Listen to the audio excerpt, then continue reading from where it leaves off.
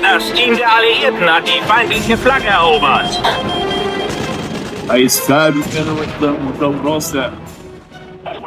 Treaty of Versailles. Seeds of a new war. In the summer of 1919, the world gathered in Paris. The Great War had ended, but its wounds still bled across Europe. The Palace of Versailles, once the symbol of royal magnificence, now turned into a stage for peace, or perhaps revenge. Inside the Hall of Mirrors, chandeliers glittered. Their light fell on men who carried the destiny of nations on their shoulders. There was U.S. President Woodrow Wilson, an idealist dreaming of a new world order. There was French Prime Minister Georges Clemenceau, harsh, bitter, determined to crush Germany forever. There was British Prime Minister David Lloyd George, balancing justice with political calculation. And there were the Germans, summoned to sign, but forbidden to speak. Georges Clemenceau said, "Germany must pay for every drop of French blood spilled on our land." The terms were harsh, deliberate, and merciless. Germany was blamed entirely for the war. Article 231, the infamous War Guilt Clause, branded Germany as the sole culprit of the Great War. Reparations worth billions were imposed, territories seized, colonies stripped away. The German army reduced to 100,000 men. Its navy dismantled, its pride shattered. Behind closed doors, secret memoranda circulated. The Versailles Treaty files later revealed documents marked top secret.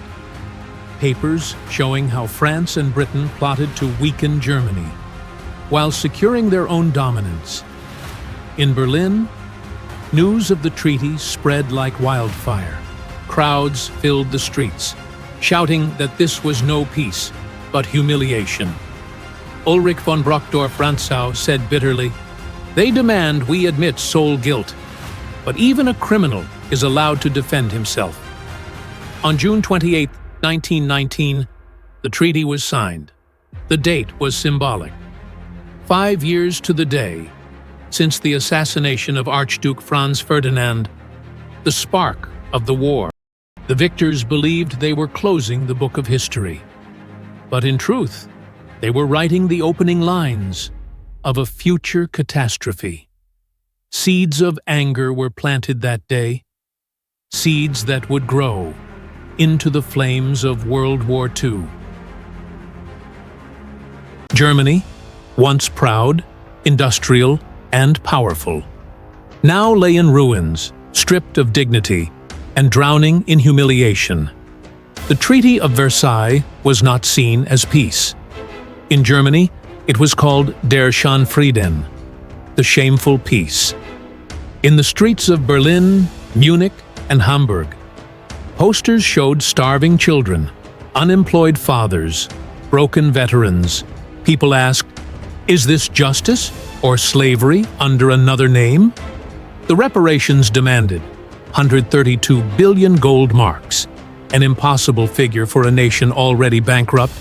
Factories closed, coal mines seized by France, bread prices soared, and hunger spread like wildfire. German Chancellor Philipp Scheidemann said, "This treaty is murder. We cannot sign it. We must resist." But resistance was impossible. The Allies threatened invasion if Germany refused, and so, reluctantly, Germany bent its knee. Secret police reports, declassified decades later, described the mood of despair. Workers striking, soldiers plotting, nationalists conspiring. The Weimar Republic, barely born, was already fragile. From this soil of anger and humiliation grew the seeds of extremism. Radical voices began to rise. Some called for monarchy's return, others for revolution. And in the beer halls of Munich, a new, fiery voice was heard. Adolf Hitler said in 1922, "The Treaty of Versailles is a document of shame, written with the aim of strangling the German people." Ordinary Germans echoed his rage. For them, the treaty was not the end of war, but the beginning of oppression. The humiliation reached even the army, the proud German officers reduced to a shadow force, forbidden tanks, forbidden aircraft, forbidden submarines, a once mighty war machine reduced to rifles and horses. Books like the secret memoranda of Lloyd George later revealed. Even British leaders admitted in private. The treaty might fuel resentment, but in public, they demanded Germany's submission. David Lloyd George said privately in 1920, "We may be forcing Germany into the hands of extremists, and if we are not careful, we shall have a new war within 20 years.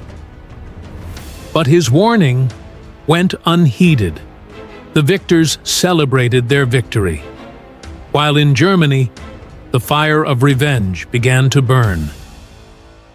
After the treaty came the bills. Germany was forced to pay reparations that crushed its economy.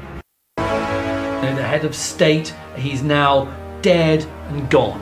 It now means that one man can take on all the top roles for himself. That man, of course, is Adolf Hitler. Factories stood silent. Workers marched in hunger. And the mark, the German currency, began to lose its soul. By 1921, inflation had begun. By 1922, it was out of control. And by 1923, it reached madness. A loaf of bread, once worth a single mark, now cost thousands, then millions. People carried money in wheelbarrows. Children played with stacks of banknotes, because paper was worth less than toys. A German worker said in despair, "We went to buy food with baskets of money and came home with a loaf of bread." Secret files from the Reichsbank, released decades later, revealed how the printing presses ran day and night, churning out worthless bills, trying to buy time, but only deepening chaos. Middle-class families lost everything overnight. Savings, pensions, lifetime earnings vanished into air. Poverty was everywhere. Humiliation on every street corner. The French occupation of the Ruhr in 1923 to seize coal and steel only fueled more bitterness. Workers went on strike. The German government printed even more money to support them, and the cycle of despair grew deeper. John Maynard Keynes, the British economist, warned in 1919, "If we aim to impoverish Germany, vengeance will not sleep. It will return upon us in the future." His warning was ignored. The Allies demanded gold, and Germany bled its people to pay. In Berlin, cafes, intellectuals debated the nation's future. Some called for socialism, others for nationalism. But all agreed, Versailles had poisoned Germany's soul.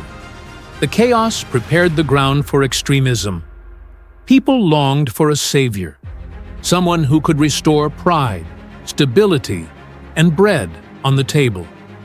In the beer halls of Munich, speeches thundered, promises were made, enemies were named, and a small political party, the NSDAP, began to grow.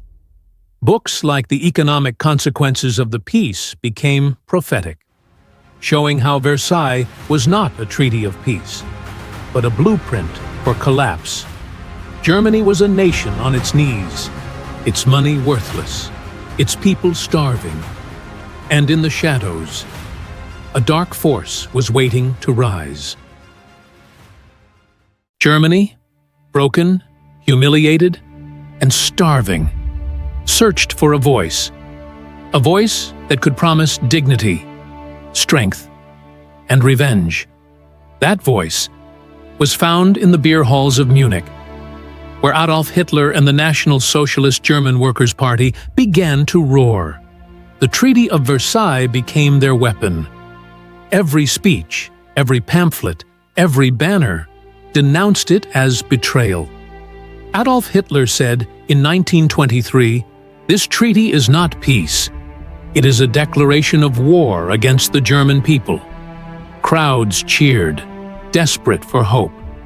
They listened to promises of rebuilding the army, of tearing up Versailles, of restoring Germany's lost lands. The party grew quickly, from a fringe movement into a mass phenomenon, fueled by anger, despair, and propaganda. In 1923, Hitler attempted the beer hall putsch, a failed coup, crushed by police. But his trial turned him into a national figure.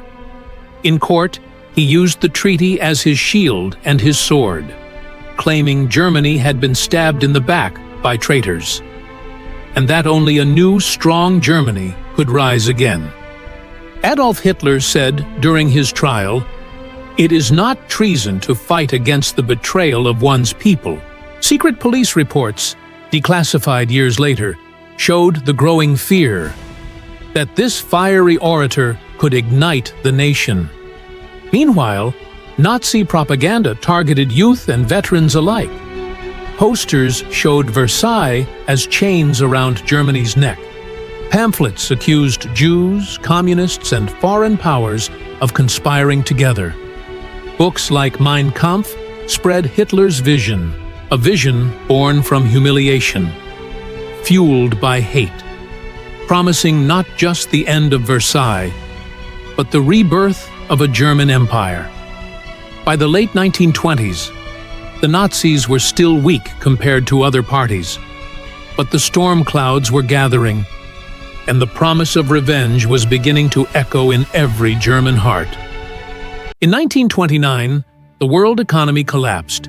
The Wall Street crash sent shockwaves across the globe. And in Germany, the impact was devastating. Factories closed overnight. Millions lost their jobs. Families starved, and the fragile Weimar Republic began to crumble. By 1932, nearly 6 million Germans were unemployed. 1 in 3 workers had no income. Bread lines stretched for blocks. Children fainted in schools from hunger. A Berlin newspaper wrote in 1930, "Germany is not merely in crisis. Germany is dying." The humiliation of Versailles, combined with the despair of the Depression, created the perfect storm for extremism. The Nazis seized their chance. They promised jobs, food, pride. They blamed Versailles, Jews, communists, and foreign bankers, turning anger into political fire. Nazi propaganda flooded the streets. Posters showed broken families, chained by Versailles, and only Hitler, standing tall, could break the chains. Joseph Goebbels said in 1930, "Misery is our greatest weapon. We turn despair into votes." And the votes came. The Nazi Party grew from a fringe group to the second largest party in Germany by 1930. Millions, desperate and hungry, turned to Hitler. Secret files discovered after the war showed how industrialists funded the Nazis, hoping Hitler would crush communism and restore order. Meanwhile, the German army, still restricted by Versailles, quietly supported Hitler's rise, believing he was the man who could defy the treaty and rebuild military power. Adolf Hitler declared in 1932, "We will tear the Treaty of Versailles to shreds, and we will restore Germany to greatness."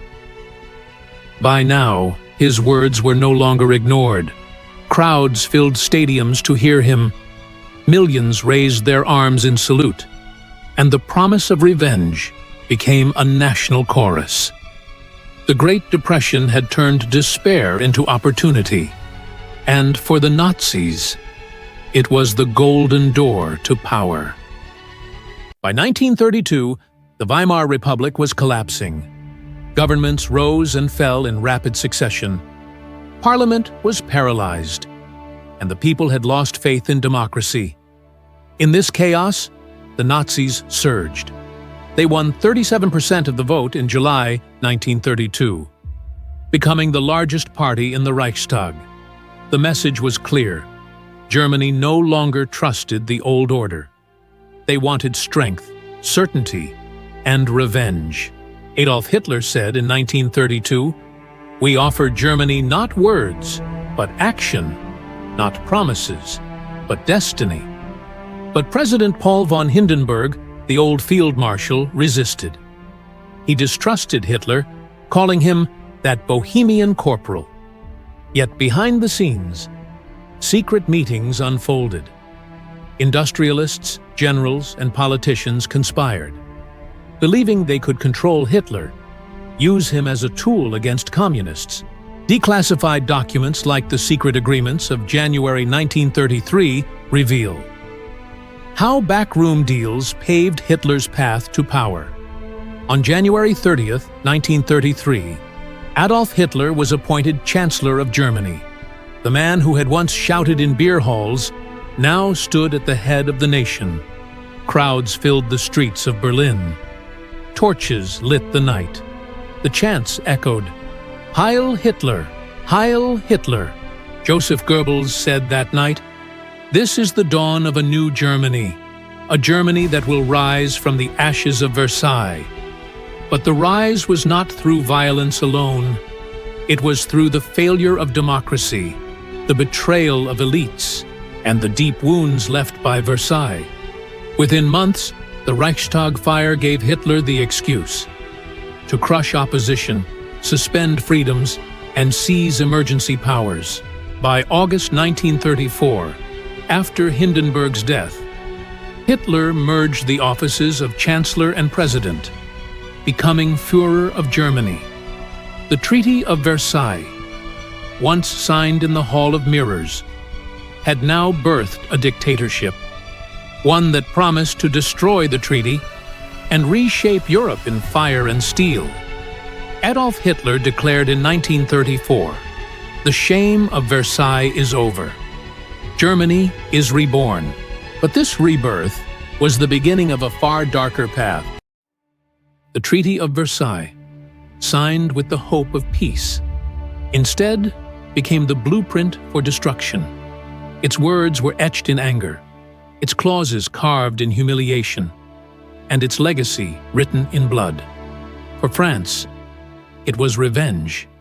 For Britain, it was balance of power. For America, it was disappointment, as Woodrow Wilson's dream of a fair peace collapsed. Woodrow Wilson said in 1919, "We had hoped to secure a peace of justice, but what has been written here is a peace of vengeance." In Germany, the treaty lived in memory as an open wound, a constant reminder of defeat, shame, and injustice. Historians later revealed the Versailles Treaty files, classified documents showing how negotiators knew the dangers, yet pressed forward, blinded by victory and fear. By the 1930s, the treaty no longer restrained Germany. It had instead armed the Nazis with a weapon of propaganda. Every clause of Versailles became fuel for Hitler's speeches. Every humiliation became justification for war. Adolf Hitler said in 1937, "The Treaty of Versailles was torn the day I came to power." And indeed, by then, Germany was rearming. The army rebuilt, tanks rolled, planes soared. Versailles was nothing but ashes on paper. What was meant as peace had instead become a time bomb, a bomb that exploded in 1939 with the outbreak of World War II. The world paid the price again. Tens of millions dead, cities in ruins, continents in flames. And so, the Treaty of Versailles is remembered not as peace, but as the peace that ended peace. The lesson is haunting. A treaty written in revenge cannot bring lasting peace. It can only plant the seeds for another war. And now, What do you think? Did the Treaty of Versailles end a war? Or did it set the world on the path to an even greater one?